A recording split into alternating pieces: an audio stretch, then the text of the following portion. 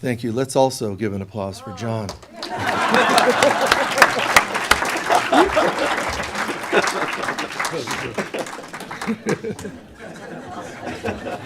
We're all inclusive here. We want to make sure.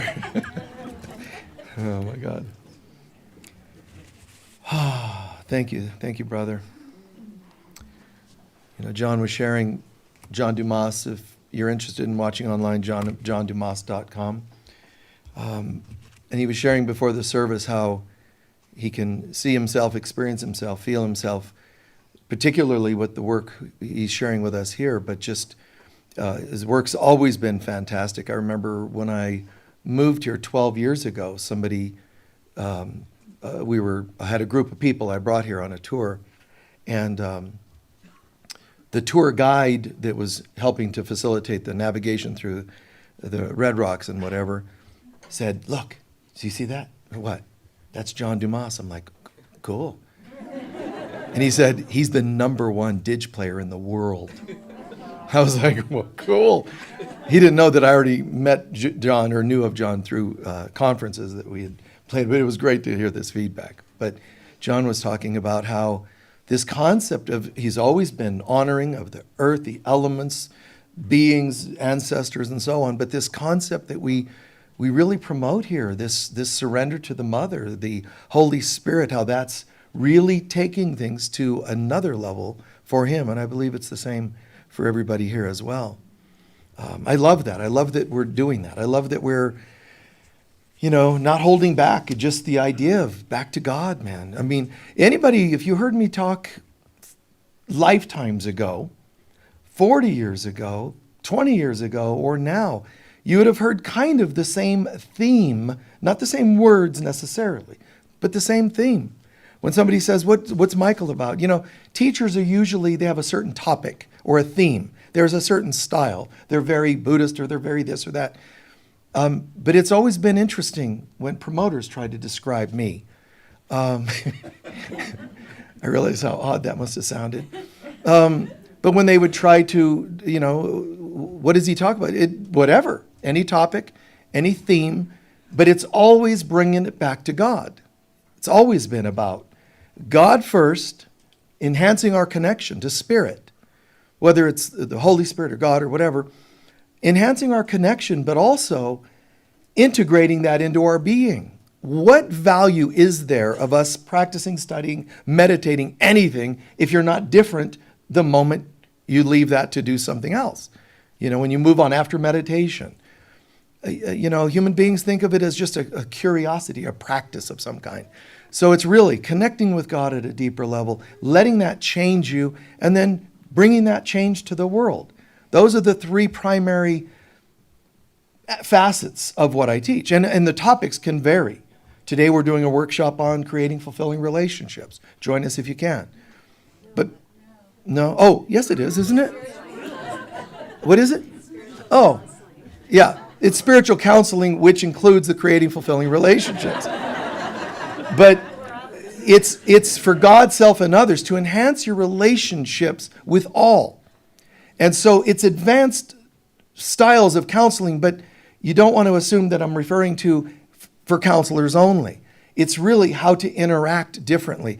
Yes, also for yourself, improving your relations, but also how to counsel or facilitate other people to enhancing their relationships.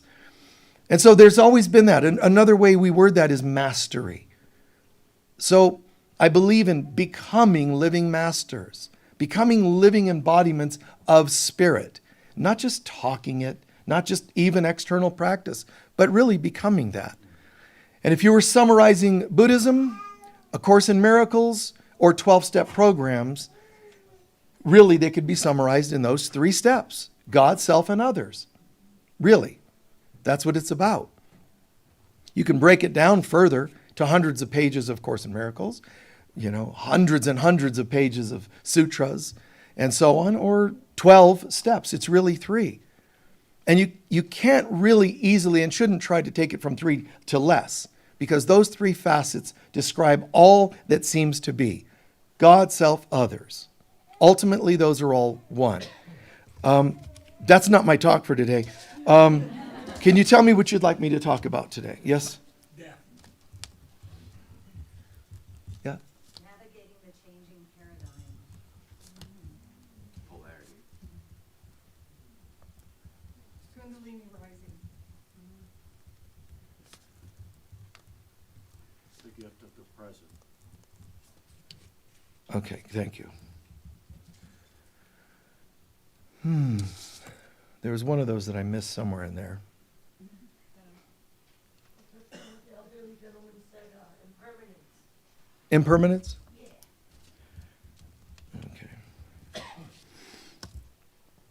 Okay. There's a nice theme between these. The folks watching online didn't hear them, but you don't need to because I'll talk about them. But there's, in a nutshell, death, impermanence, navigating change, and so on. So there's a nice theme between them. Some of them were different, which I'll still do my best to address. First, let me share real quick, just to thank you. Last week we talked about something. You remember, huh? Wow, it was like a lot of people just felt. Every week there's this powerful experience.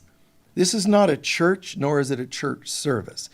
Generically, and for the IRS, it's called a church because they don't have other categories, like spiritual centers per se. But it's an experience. As John was playing, this isn't a performance. This isn't a lecture. This isn't people, that have come to play bingo. We don't do the things, of like standard. This is an experience. And I've always known that and loved the idea that if I have a place that I'm at consistently, this is the way it should be. I've always known that. For many years, touring and touring and touring, and going into beautiful centers, good people, beautiful people, wonderful talks that happened, meditations, and all that. But I always knew that it was a thing, not an experience. I always knew that I could go there and the music might not at all tie into what I'm doing because they were doing performances, or it was more important for them to, fundraise. So, they could spend 20 minutes talking about fundraisers and not the experience. So I just remained patient with it, and you too. When you see in your life a knowingness that something can be different, your partnerships, your lifestyle, your household, and so on, that something can be different, but you're sort of just living with that split, that divide. Gosh, I sure wish. Well, masters don't stand around and wish. You do it or you don't do it. What do I mean by that? Either start saying, I know my experience could be better, but I'm going to just accept that it's not, and I'm going to just be eternally miserable. I'm just accept that. Or you do something about it. You step up. But do one or the other. Don't sit and talk about what you wish were different and do nothing about it. Divided, we fall. Interesting thing happened this morning. Getting in the shower, I hear boom, boom, boom on the door. I'm like, nobody knows where I live. I mean, who could be knocking at my door? I open the door and there's these 3 gigantic firemen. I'm like, hello, hi, you have an alarm that went off. Oh, well, okay. And they said, can we inspect and see if it's an accident, alarm system or something? Sure, take a look. So we all got in the shower. No, I'm just kidding. Just threw in something different. Monty Python. And now for something completely different. So after we were done showering, so I said, is it okay if I just, yeah, sure, go ahead. And they looking around. No, everything was fine. But the leader says, wow, you have a beautiful place. This is the most beautiful place I've seen around here. I'm like, thank you. So then I'm leaving. I said, just get the fire truck out of the way. I have to go somewhere. And they said, okay. And he says, again, I got to tell you, I love this out here. Your angels and the way you have things, fairies and colors that you've chosen. It's so funny, I mean, the house could be burning down, but we're talking about color schemes. My point is, there was a key word that he was saying when I was out there by the street, And he said, there's such a unique feeling to this. See, a feeling isn't the color spectrums and so on. A feeling is your presence. And we talked about this concept last week, the daughters of heaven, which to me, again, I got chills just now, even saying the words, the daughters of heaven. We're all children of God. The accurate way of saying that is we are the one child of God. We say children because our minds can wrap around that a little more. If I say, I am the one child of God, it leaves you out, which is what some interpreters did with Scripture. Jesus is the one and only Son of God. Well, even the universe has more than one son, but we'll not go there right now. I am as God created me, and I will to be the Christ on earth. I am. When Jesus was asked, are you really the Son of God? I am. But he's not answering the way they think he's answering. I am. God is. I am. We are. God is one. The primary law of the universe, from Hinduism to Judaism, that the Lord thy God is one. There is but one God. In many facets and figures, in paganism too. But you get lost when you start worshiping one piece of the puzzle. God isn't even the puzzle. It's the spirit behind the puzzle. So I am the one child of God. So when I say daughters of heaven, I'm not trying to exclude males, because you could say there are sons of heaven. But really, it's more accurate to say, because we're used to it, the sons of God. Okay? Children of the light, children of the one. There's different throughout history, these different factions. And some of you have asked, can you please elaborate on the daughters of heaven? Well, of course I can. Will I is another story. And I, as I'm talking, I thought, well, no, we got to go somewhere else today. And you asked for certain things. But to a degree, I'm still going to revisit that. And I feel guidance to do something even more, which I'll get to later, some other day or some other time. But the daughters of heaven. So when I say daughters of heaven, please don't feel excluded, because it includes, it's genderless. But on the earth plane, people can say, well, now they've started, since last week. Am I one? Am I one? Yeah, you're daughter of heaven level 1. You're daughter of No, don't ask me if you're one of them. Please don't ask, because I'm probably not going to answer you. For all kinds of reasons. People stand around, I'm daughter of heaven level 3. You're only level 2, stop. That defeats the whole point. You're not supposed to be trying to put your head around this or get information for your head to talk about this. Generically, a bigger group is Lightworkers. Bigger than that are the children of God, which are everyone, including non-Lightworkers. But a lesser group than that, all children of God ever created, there's the Lightworkers, the ones of the children of God that are working to anchor the light of God in the universe. A smaller group still, yes, children of the law of one from Lemuria and so on and so on. The great white, brotherhood, which is really the great brotherhood, sisterhood of light. Hello, darling. So she heard me call daughters of heaven, so she knows she's coming. So she said, oh, that's me. I'll come up to the stage. But a smaller group still. And the difference between sons of that general paradigm and or Lightworkers. Lightworkers are anchoring this presence. They're really working to change humanity and bring humanity home. The daughters of heaven are bringing God to mankind. How? Being the presence. That's it. Lightworkers do a little more. They talk a little more. They act a little. The daughters of heaven have this tranquility about them. That doesn't mean they can't have a bad day. But there's a peace about them. It doesn't mean that they're real rigid about it, because those are just people maybe devotional to God, but lifetimes as a nun or a priest, or that's different. This is holding. There's something beautiful, soft, even almost sensual about it, but reverent as possible. It's an amazing vibe when I describe this. And like I said, I'm going to do more with this sometime in the near future, I feel. Now, a lot of people describe this as it really did something. As soon as they heard the words, daughters of heaven, it did something in their hearts. They felt this opening, men and women. They felt this opening. But that's what this is about, man. We do things at such a much higher level, here at this center than most people choose to do. And that's attitude we have, intention that we have, no nonsense, like let's go for it. But by no means am I interested in creating an ism about it. When someone says, can you call me, what am I? Michael, what? Tell me, yes, I can tell you, and I do in sessions, sometimes if it comes up, lifetimes. What star system you relate to. Yeah, Pleiadian, Syrian, etc. Okay, sometimes I do that. But I've over the years, I've almost never done that much.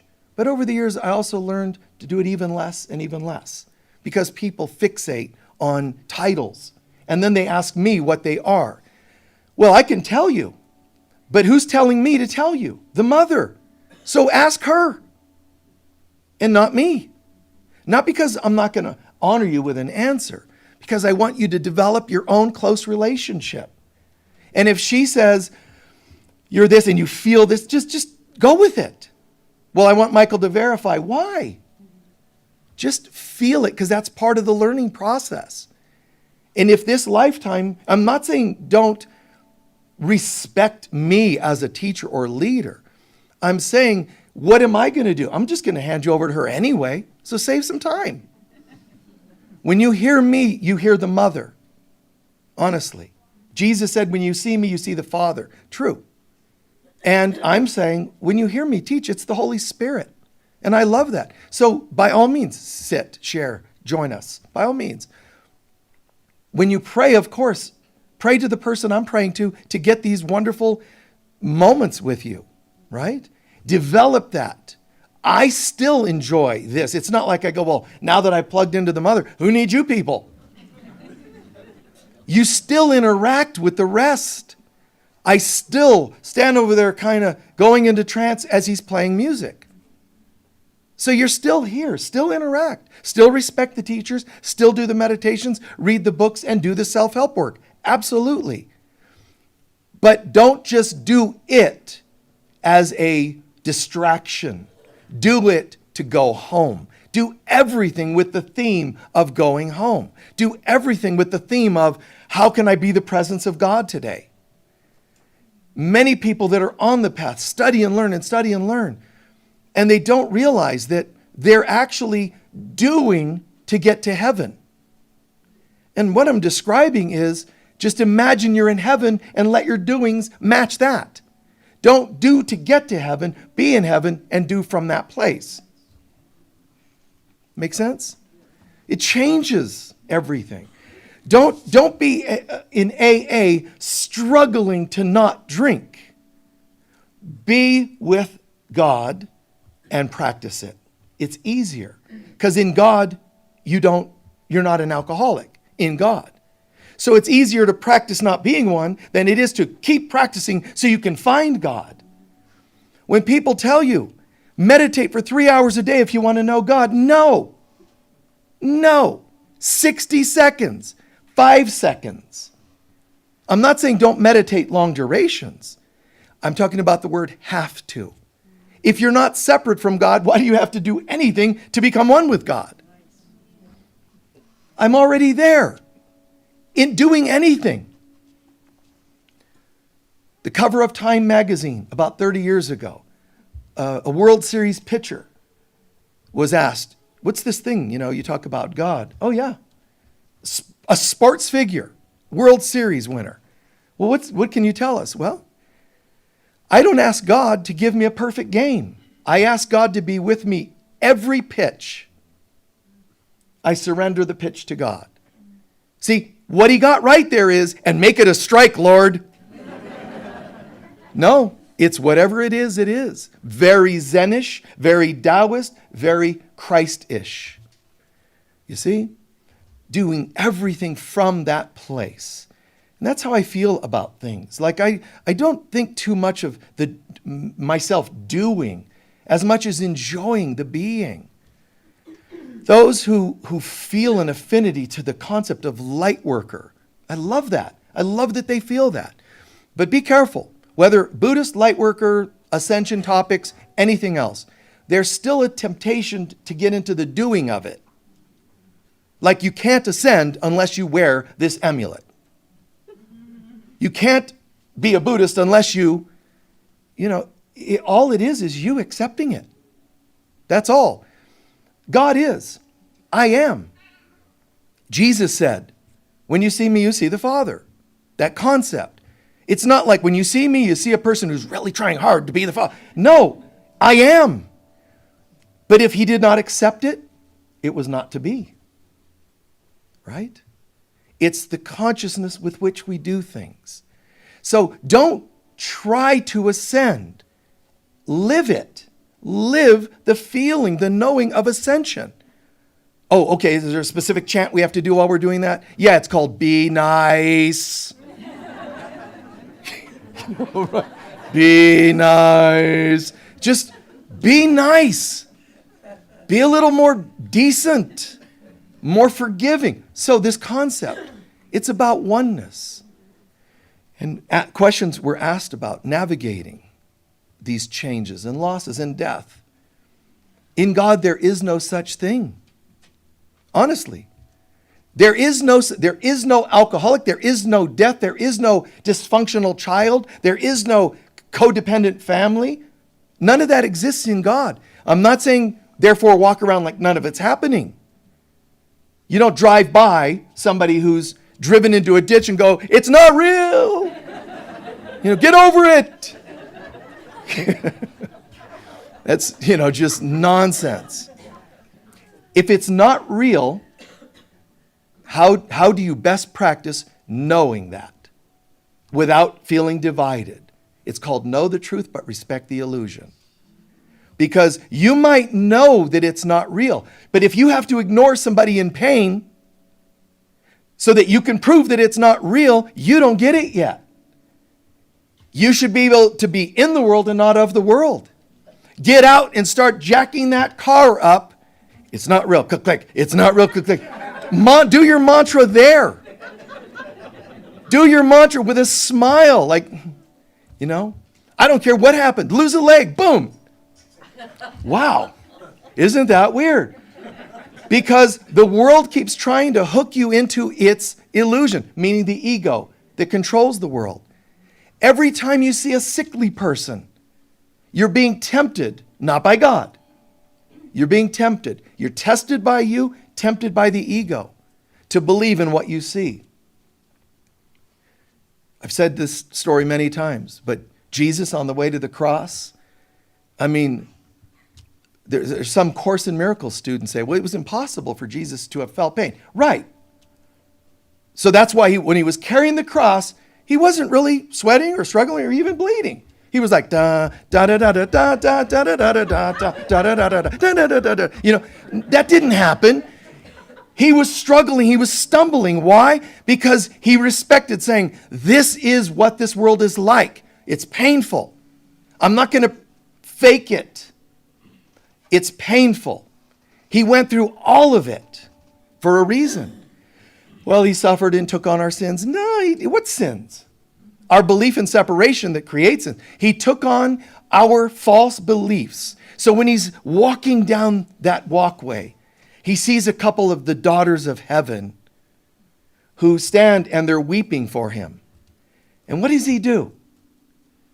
Do not weep for me. And he says, do not believe in what you see. That's amazing. Is that what you say to people? Is that what you say to the dentist as he's... Don't believe in what you see. Just no problem.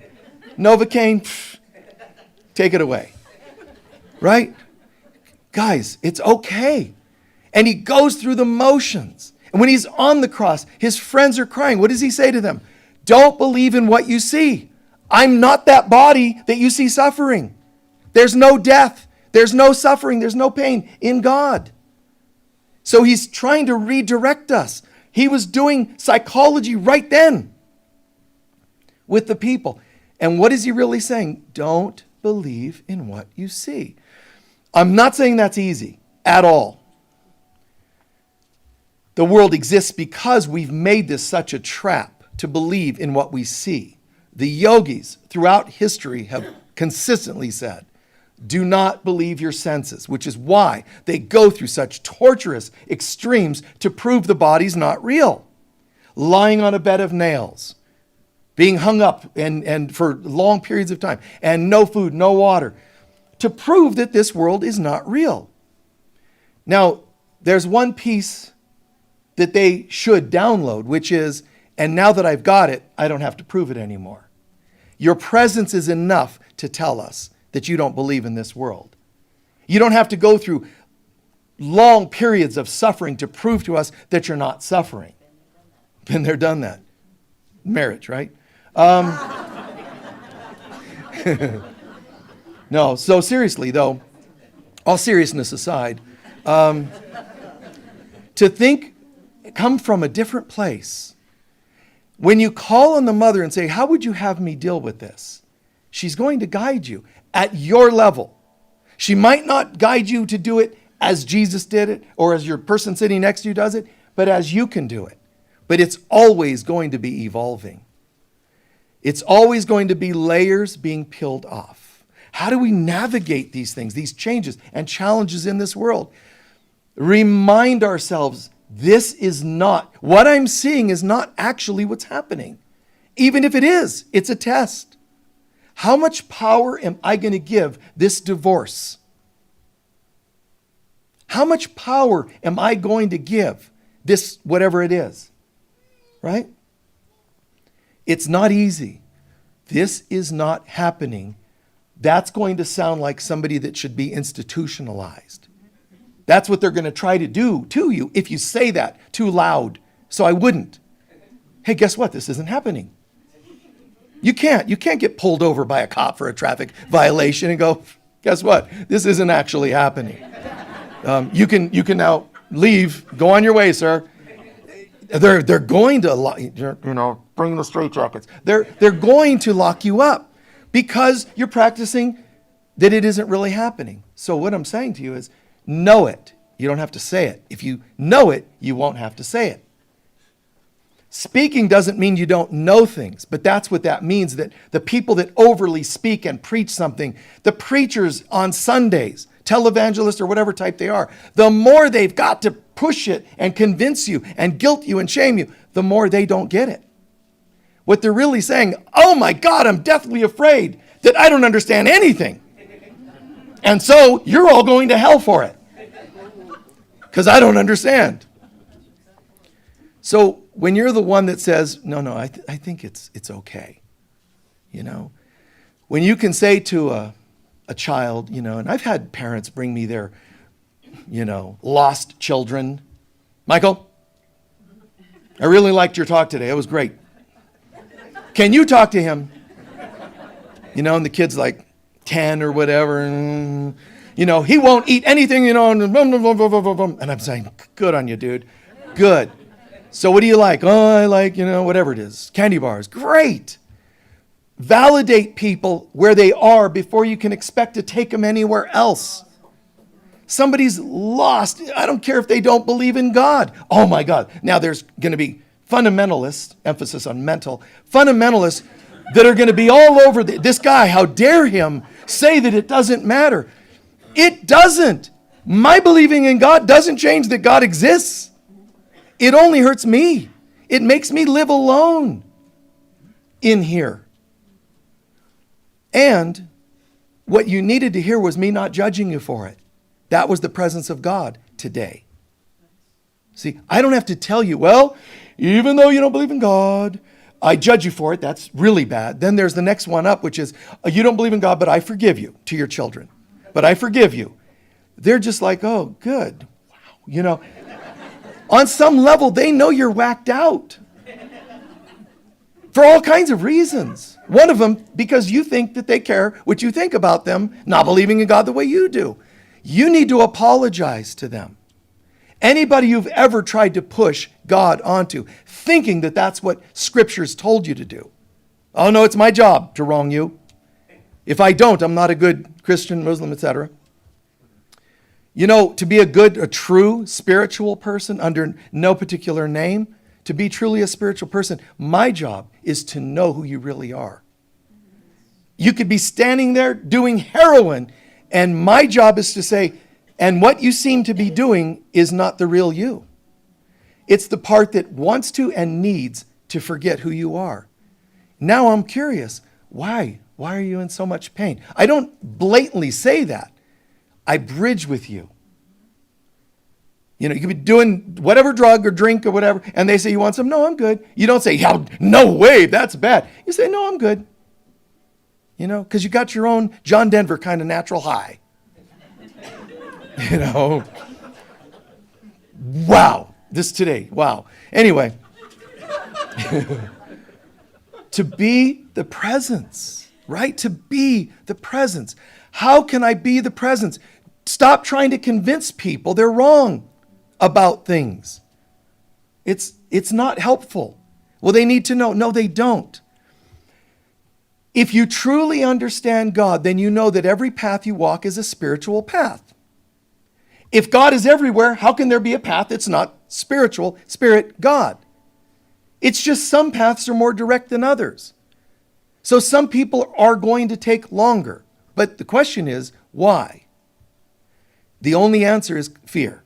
The only reason people don't go running right through that one straight ahead route to the doorway to heaven is fear. I think I'll reincarnate a few thousand more times. You know, you're still going to get home. But why would you want to take so long? There can only be one answer, and that's fear. What are you afraid of? Because that light, when I get there, is going to shine so brightly, it will leave no part of me hidden. And there are parts of me I don't want to see, and I don't want anybody else to see. That is called judging yourself. What is it you don't want to talk to me about as your counselor? What is it you won't tell your partners about? I'm not saying you should just blatantly, you know, hey, honey, Mike, I heard this talk today. I need to tell you some things. You might have to navigate that gently. But at the end of the day, what would I need to be afraid of besides myself? So I need to heal. I need to heal my misbeliefs. So getting on this tangent for a moment of healing. The daughters of heaven, light workers, will still be herbalists and naturopaths. Even some medical doctors are light workers. Don't think light work means only herbal and not synthetic meds. Stop judging. If you have a loving surgeon and a hateful herbalist, go to the loving surgeon. It's what's in here in these people. Don't think that what tools they're holding makes them holy or not. Yes, it's beautiful when we can go more holistic, of course. So people think that real healing from grief, loss, illness, or whatever it happens to be, people think that the real healing is when you no longer think of it disease and treat a disease.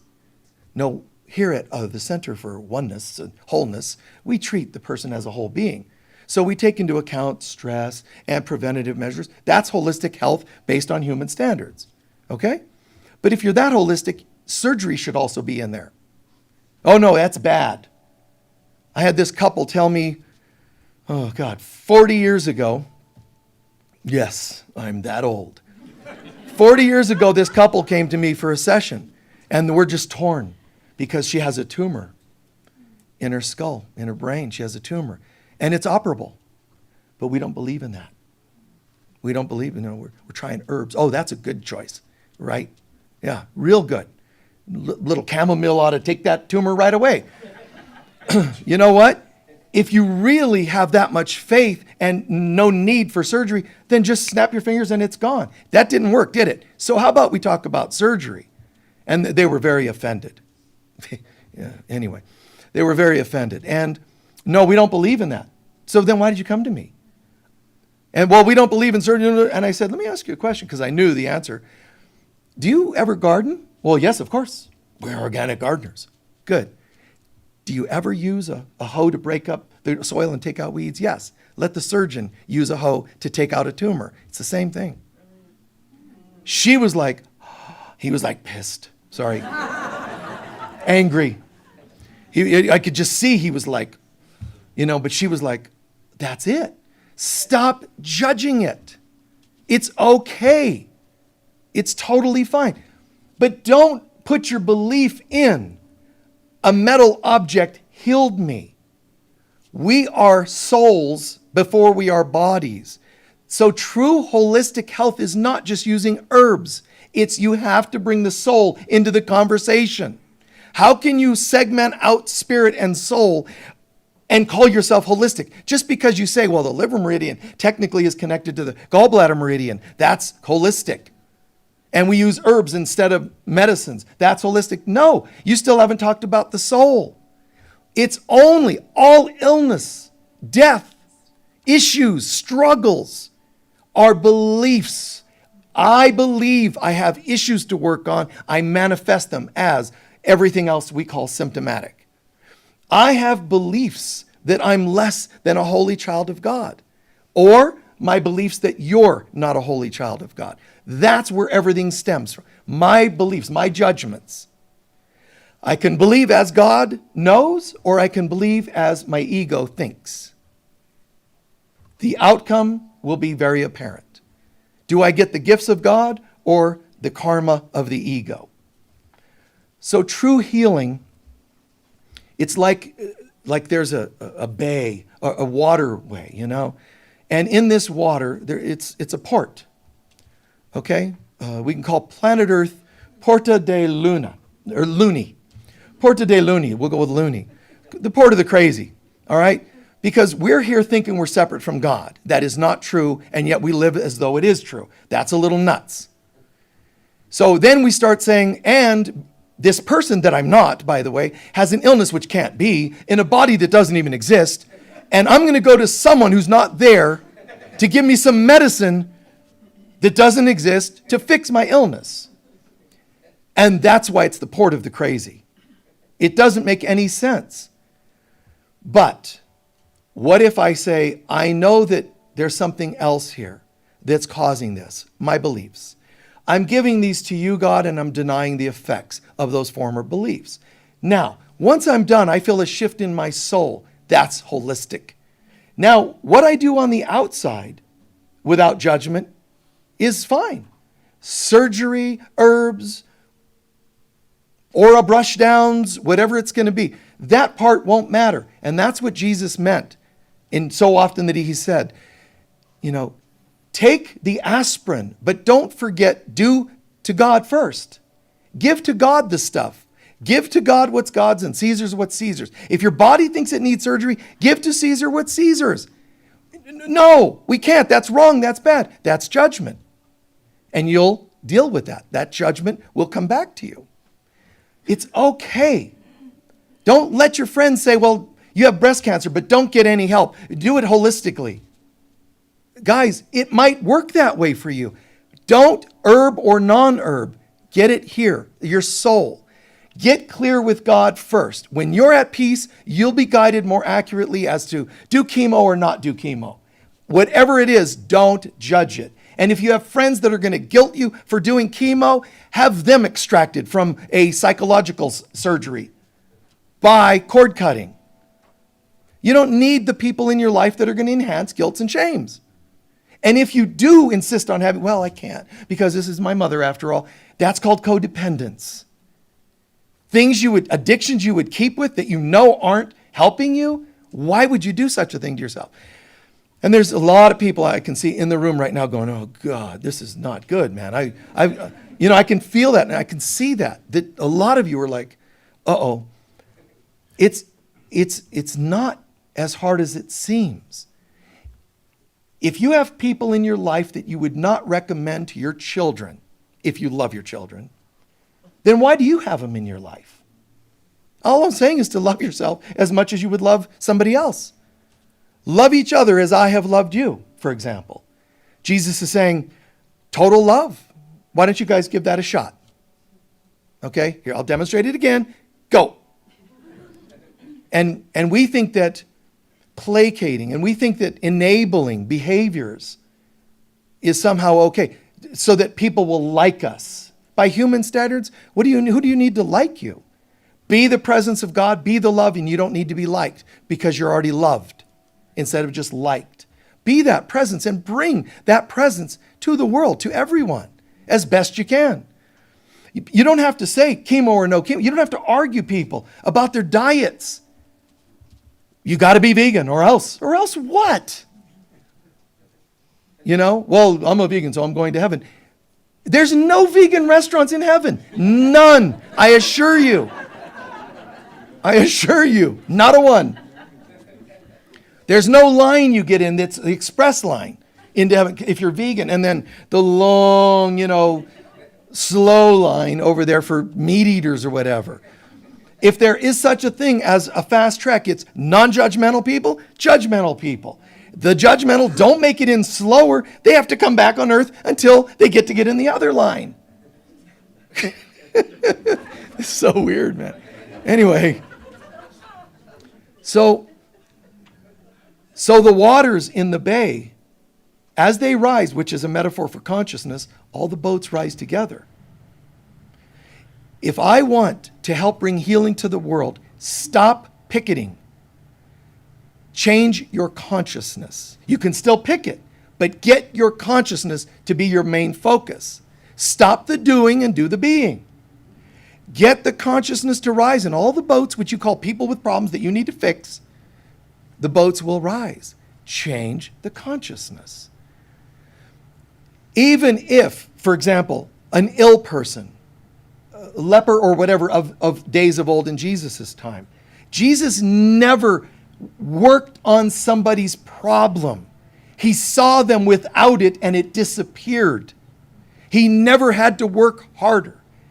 He didn't go, oh, leper, you are healed. Oh, Lazarus, you're dead. Oh, this is going to take some real, and I'm going to have to, and just really intensify my meditation. Walks on water, Lazarus rise, boom, ba boom, like that. Just, how's that not brilliant mastery? I don't have to work harder. If I have to work harder, then I have an opinion that one illness is tougher to fix than another, which means it exists.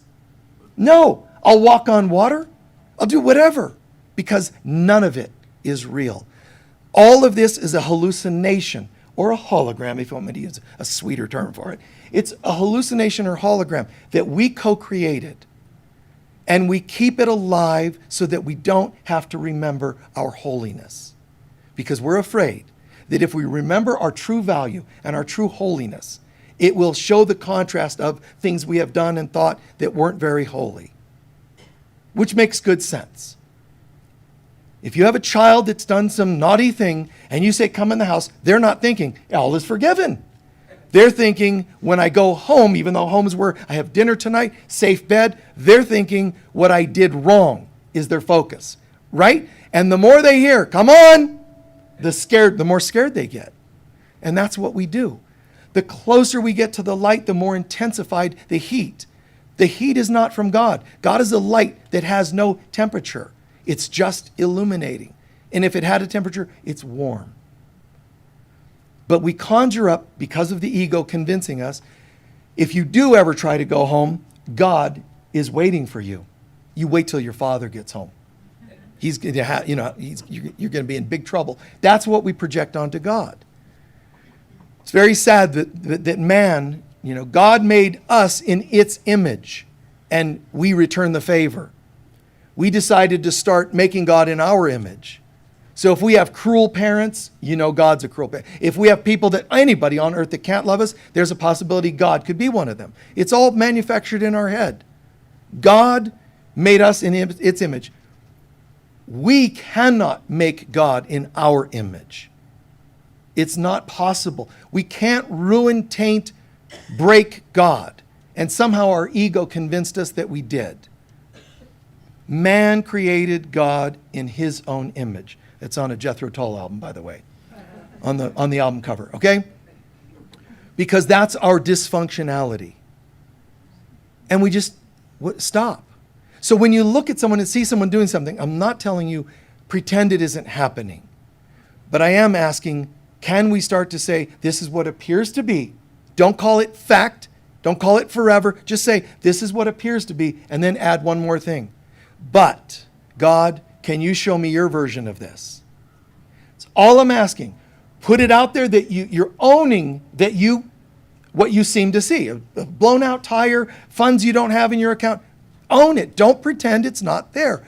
Own it. This is what I seem to see or experience, an illness. But God, you know what? Today I'm open to seeing this as you see this. Seeing as God sees doesn't mean literal, although it can sometimes manifest literally.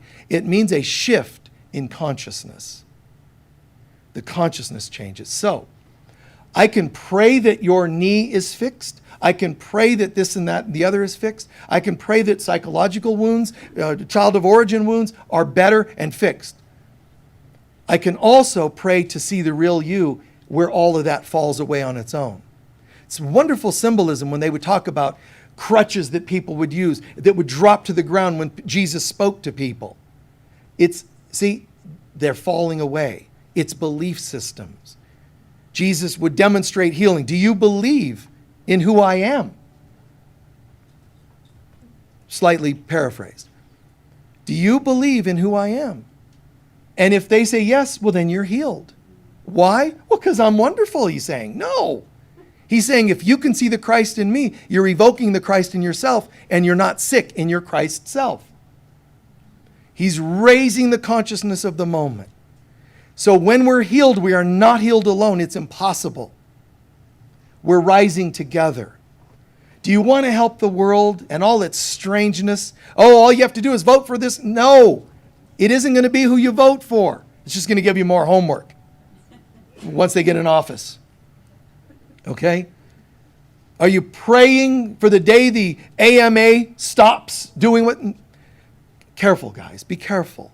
That's not worthy of your time. Illusions are not worthy of your time.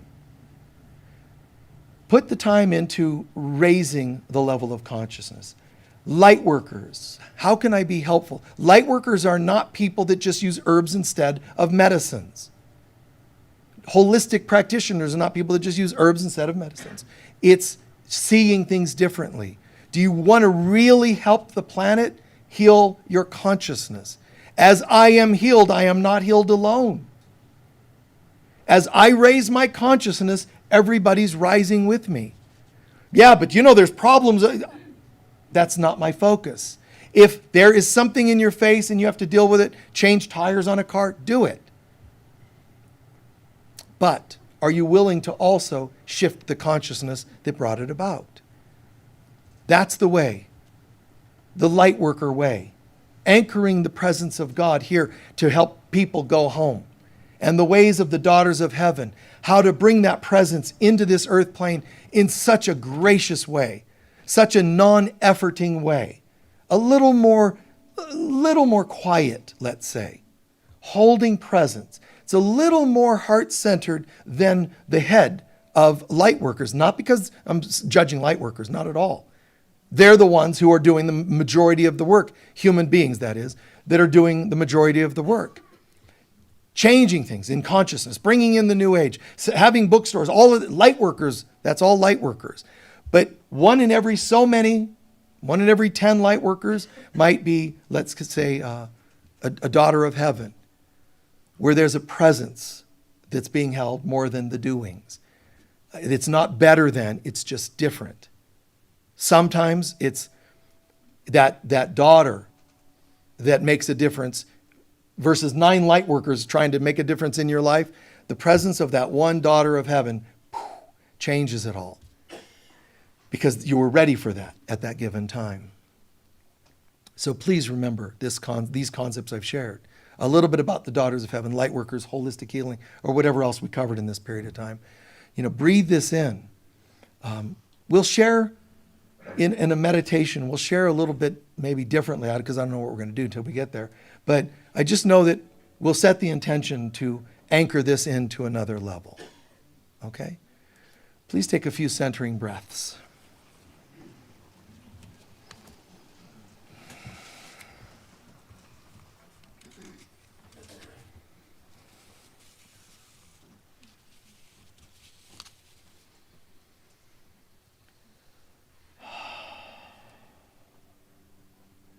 imagine, just for a moment, what if most of our challenges come from our inner conflicts? You know this is a place of impermanence, and yet it just keeps screaming at you that it's real. Have you done something wrong? No. But call for help. I know this is a place of impermanence, one of the words one of you brought up. I know it, but I don't always believe it and see it. Can I? Yes. Call on the Mother.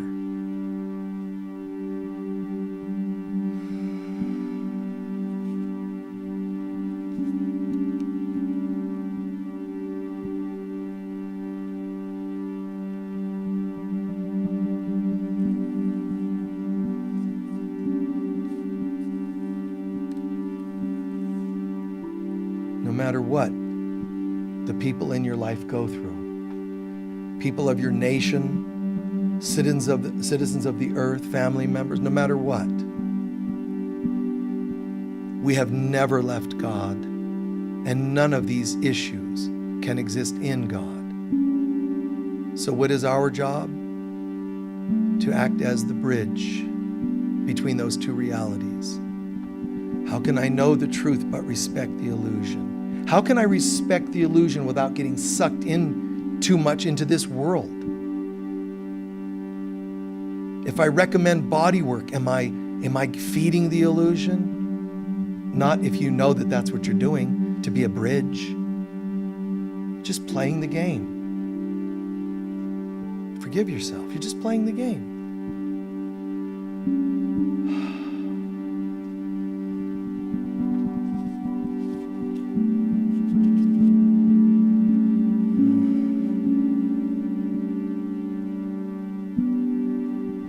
Take a moment to observe your life. Just ask yourself, generally speaking, in what way, recently or this year, what ways have you gotten sucked into the belief that this world is real? Was it physical pain? Was it something nationally, something globally? War, death, challenges, the things you folks asked about. Look honestly. Don't judge it. Don't fix it. Just note the kinds of things that have gone on in your life that have successfully or not successfully tried to prove its existence.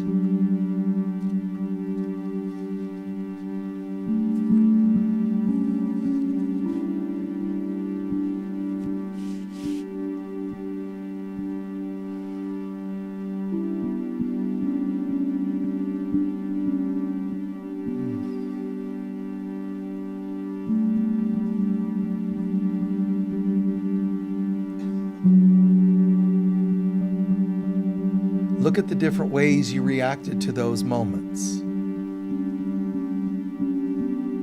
Tension, fear, reaction, words. Just look at the various ways that you reacted.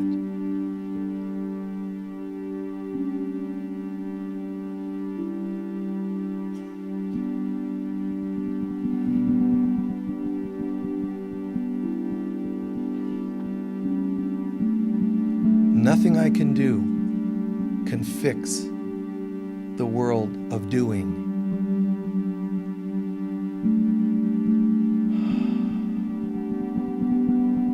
Listen to the sound.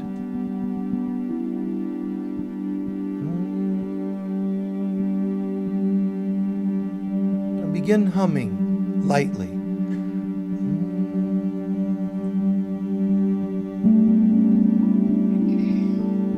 Keep going, breathe when you need to.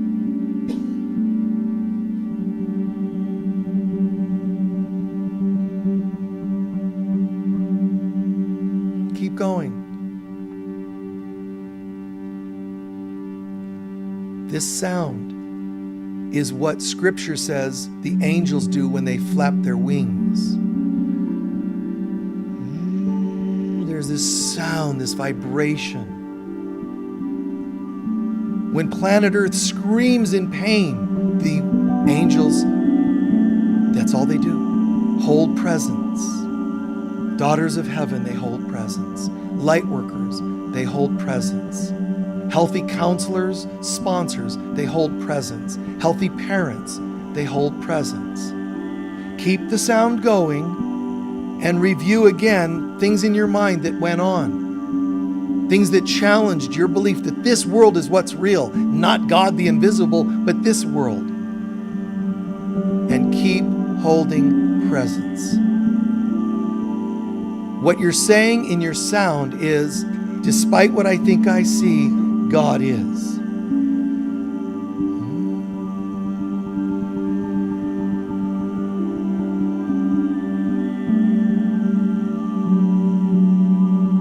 Good. Hold it. Keep going. Hold the vibration. Children struggling.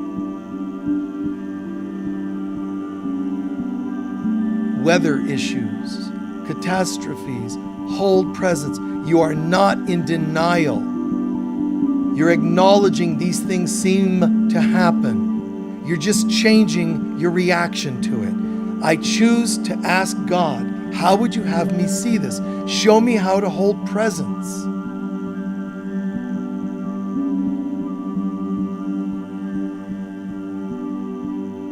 It's not that you would walk up to a car accident and start humming, but you would act as though the humming became an action.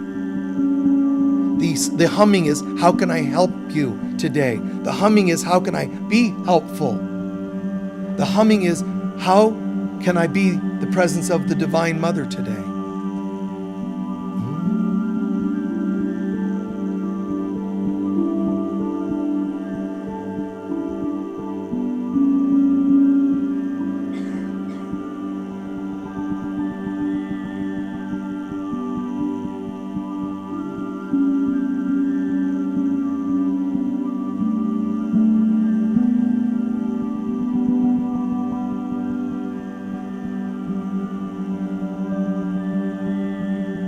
And just add visualization as you're humming, visualization of challenges falling away for people because you brought a different vibration to the moment. God says, let there be light, and there's light. We're doing it this way. Tone that presence, a higher dimensional presence, into the world. And like God, know, and it is good. Watch the problems dissolving. Think of someone that's ill and just send vibration into them. Let the vibration correct the imbalance.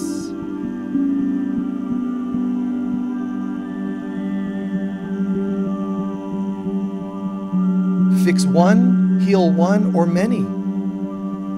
And when you're ready and you feel complete with the images that came to your mind, start gradually opening your mouth and let the sound become bigger.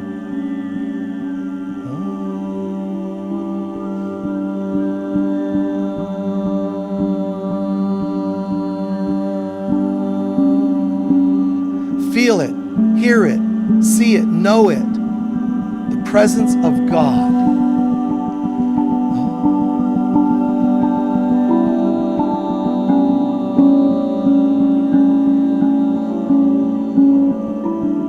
Is nothing else. There's the truth of God and what seems to be. We're letting the truth disperse what seems to be.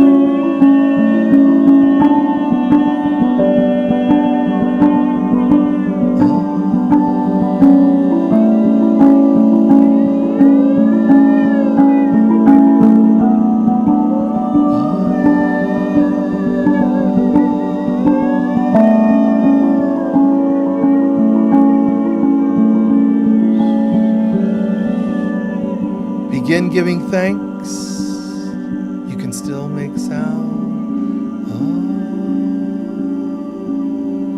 Oh, thank you, thank you. Thank you, Spirit. Thank you, Divine Mother.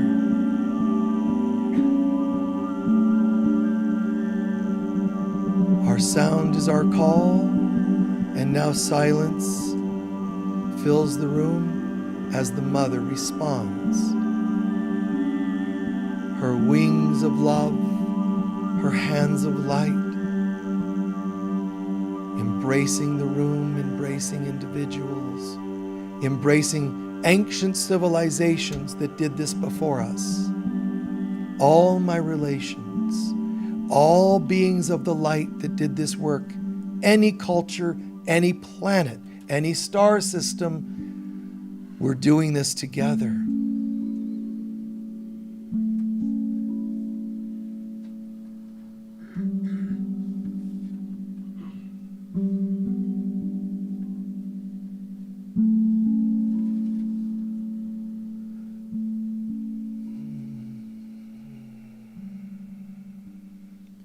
Into our hearts you come, Divine Mother,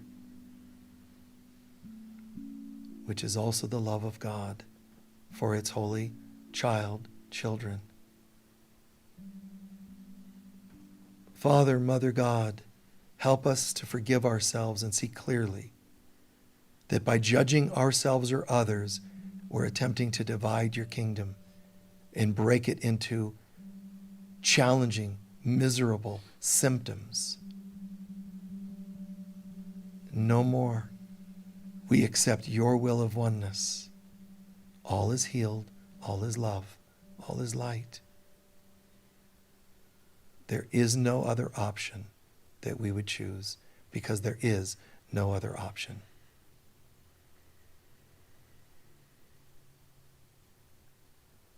And so it is.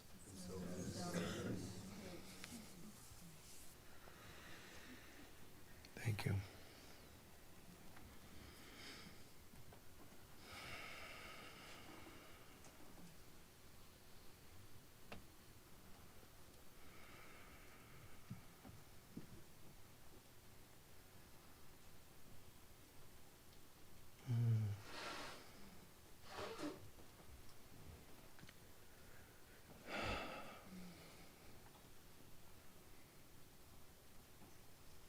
There's this amazing thing that's happening right now in the room, this diamond-like geometry there that's just shining light to everyone.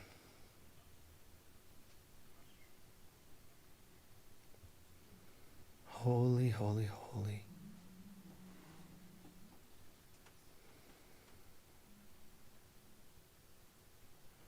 God is, I am, we are holy. And in that word, holy, it means entirely, all of us together. We take that radiance and that diamond configuration into our hearts, and we let it be anchored there. Thank you.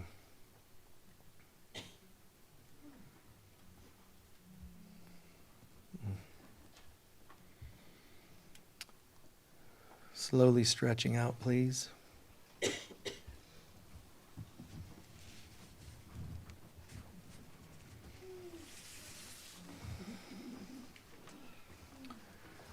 How's everyone feeling? Nice, huh?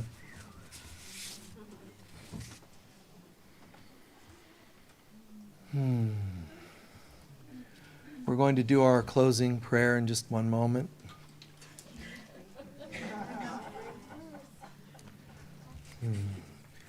I'll also ask everyone to share what they've heard or learned today. It just takes a minute to do that when they're passing around the bags and baskets. But let's take up our donations, your gifts of appreciation and gratitude for what you learn and what you experience on Sundays. There's a button you can push online to also make those donations. We always appreciate you being as generous as you can be.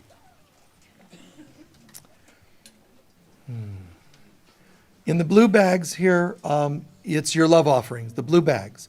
The baskets are for any extra donations you can make, change at the bottom of your purse, winning lottery tickets. Whatever you would like to put in the basket, those go for people of lesser means that we help out or special projects. Before I forget, one such project, we're having installed this week another small building. They're building it tomorrow or this week out here. It's for our storage to get rid of the several little storage cabinets and so forth outside. So anybody, it's a few grand that we're going to put into that. If anybody feels called to help with that, we'd greatly appreciate your donation towards that, okay? Online or present here. Please hold your love offering to your heart. Together, please.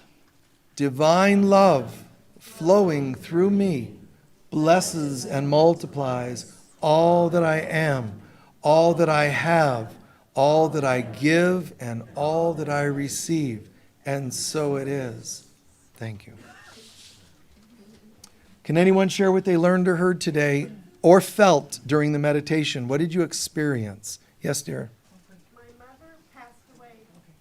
Her body passed away 5 days ago, and she is an angel flapping her wings. Nice. Nice. Your mother passed, and you can see her differently. It's true. Remember, you can ask your mom if you had a loved one pass of any kind that you were close to.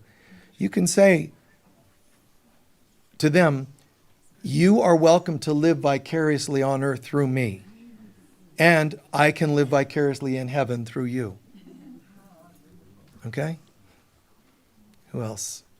Yes?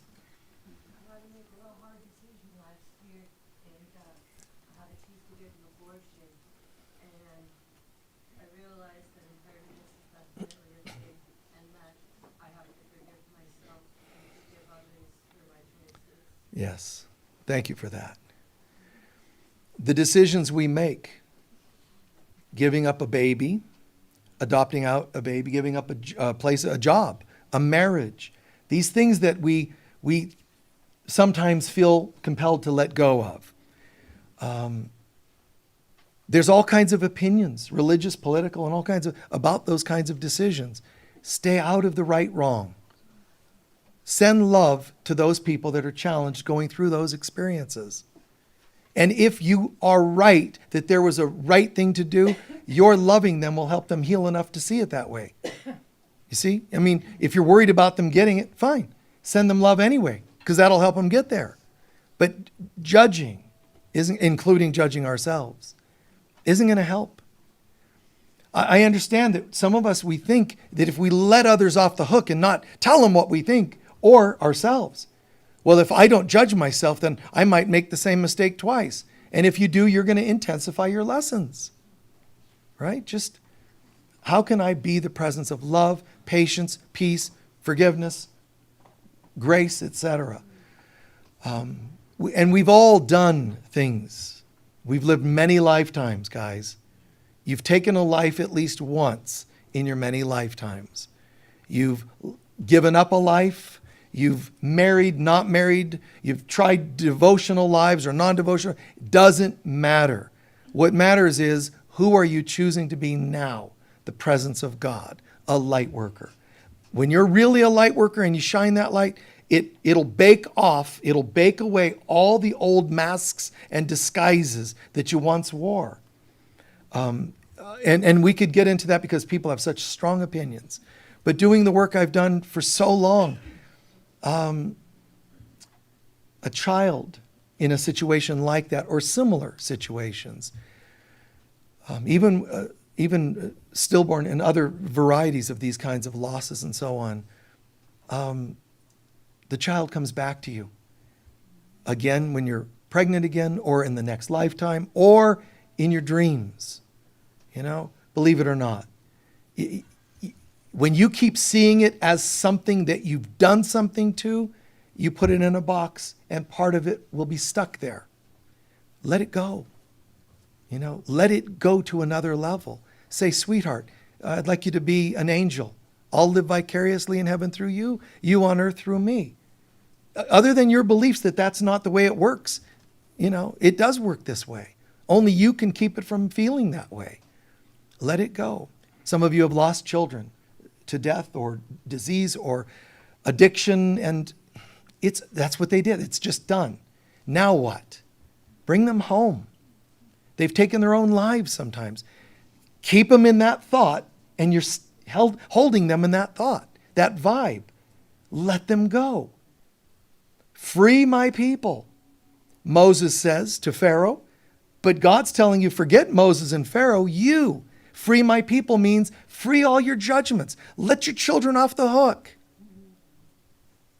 Yeah, but they did, my ex, keep them stuck in that prison and you have to stay there with them to guard the jail. Right? Let them all go. Live as God lives instead of the ego self. Who else can share? What did you learn or feel today? Yes, dear? I felt love holding my hand. You felt love holding your hand. Nice.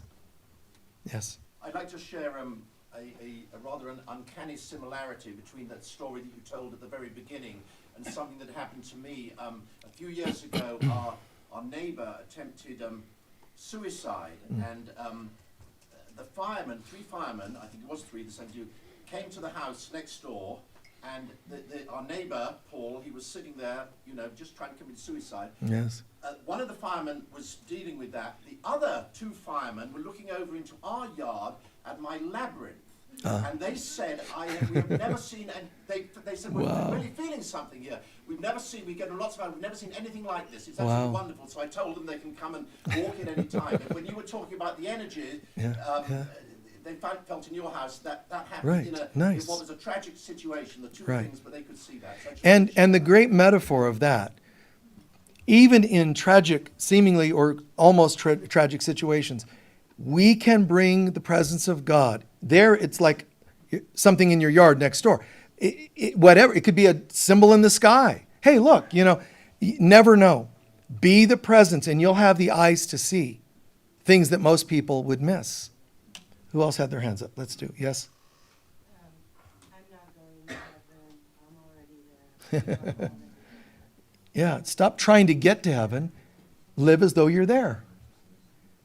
And incidentally, if you're living as though you were there, you wouldn't be judging yourself so harshly for things that aren't very heavenly. Who else? Yes? I realized today that whenever I saw somebody in distress, I would just drive right by. Oh, The next time, because I want to change my consciousness, I'm going to stop and help them fix their flat tire. nice. Nice. For you, it's going to be a change in how much you would reach out to help others. Very cool. Very beautiful. And in those times when you can't, just hold it in thought that they're taken care of. It happens for me once in a while where I can't, a certain situation, and I just send the knowing that God's going to take care of them in another way. All right? Yes. I wanted to share that when you share your stories also inspires me. Thank you. When I was driving from Tucson to Sedona, it was in the middle of the rain and it was a truck stop, and I remember your story, and I was guided to make a U-turn and go back, and he said, "Thank you so much. No one has stopped. You're an angel." Wow. I drove into the nearest town to get signal and get someone Yeah. with his truck, and then I continued my journey. And Right. today I did feel my realization of too much doing and not enough being. Too much doing, not enough being. And you see that even casual stories that I throw out there had made a difference. And I love that. Yeah, thank you. Yes. I like the idea that when you talk about holistic eating, holistic thinking, how it all ties in together. Right. How you can't say, "Oh, I'm this way," and that, but I'm not going to go here, and I'm going to hold on to this forever. Right. I like the way you say it all is a bundle. Right. We all have to look at the whole thing holistically, not just parts. Right. Seeing things holistically. Yes, it starts off perhaps seeing the body as one. But listen to this, okay? If I think holistically, you know how you know that is because I see my systems are all connected, but I'm still talking about me.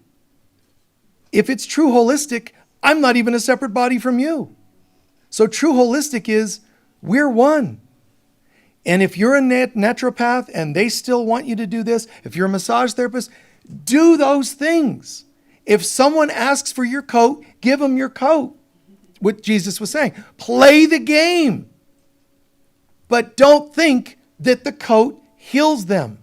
Your act of kindness is more healing than things you do or give to other people. The kindness that you care. That's what makes a difference. Demonstrating patience. Being an example of peace, love, joy, patience, etc. Thank you for that. One more? Okay, two more. Yes. Meditation and toning, I felt such a beautiful thing. Shook me to tears because we're all holding space for ourselves. Shook you to tears, the toning. Yeah. Thank you. Yes? I lost a pregnancy a number of years ago, and later I became his nanny, Wow. and it was such an honor, and I was able to take care of his child for a couple of years, Ah. and really, wow, it was like a special thing. So at a different time in your life, you became a nanny for someone, you realized that's a child Exactly. you had lost. That whole Wow. energy, that whole vibration, and I had just said, Yeah. this is I really love good that. timing, you know, you can't Beautiful. turn up. Beautiful. And the healing doesn't stop there. Healing isn't a thing you put on a shelf and go, look, there's my spoons from Spain and Italy, and I collected thimbles from Holland. And look, oh, and here's this thing that happened with my child. It's you telling the story multiplies the miracle of it. Because someone's, whoa, and someone else is hearing it, they're going to remember it and tell it to someone. Miracles work that way. They're multidimensional. A closing couple of announcements and our closing prayer. All I want to share with you is this afternoon, again, we have our workshop, Advanced Skills in Spiritual Counseling, but it's not exclusively for counselors. It's about healing, creating fulfilling relationships. So we'll talk about internal healing techniques, healthy communication, individual and couples counseling, relationships, and so on. It's in person here and on Zoom. Also this Thursday, Athena Tree and Nico Light will join together their gifts to create interdimensional realm experience with music. So we've talked about that last week as well, through vocal synthesizers, piano, handpan, and violin. They build electro-symphonic music, celestial sound tour experiences. So it's quite phenomenal. So sign up for that if you can. So that's this Thursday. And remember, if you're interested, we have a healing room out here, the yurt, and in there we have a crystal bed. If you're interested, very, very, it's just really incredible. People that go in there and have the chakras, all these specially cut crystals over each chakra, it's really phenomenal balancing, but it's not just a general balancing. It's kind of otherworldly. It's pretty multidimensional, so check it out. And if you're on social media, thank you very much for watching us. Be sure to like and support and all those other words they use on social media. Yes. How do you feel overall?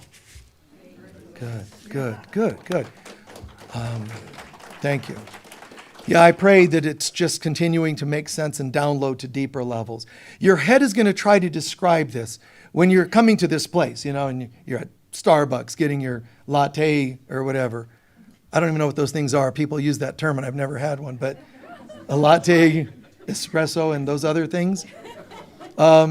People are out there getting them, and they're like, "What are you doing?" "I'm going to church." Don't call this a church, because it isn't. Just say, "I'm going home."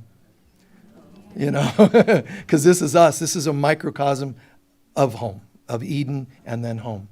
Please stand for our closing prayer.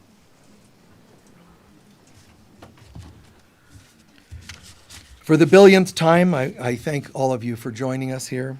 On Sunday, the 9th, by the way, of April, John Dumas is going to be doing it with Nina Starsong and Alexander, this really, really beautiful mystical sound code activation.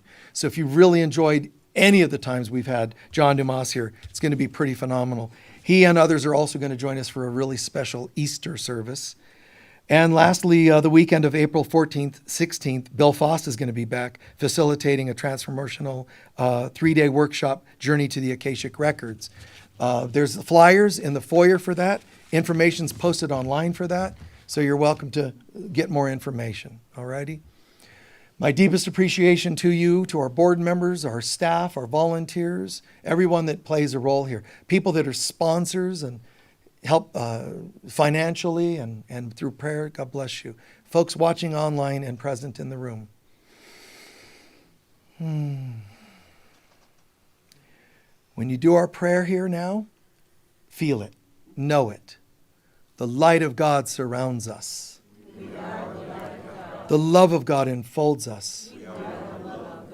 The power of God protects us. And the presence of God watches over us. Wherever we go, God is, I am, we are, and so it is. Always. Peace to you. Thank you. Bye-bye.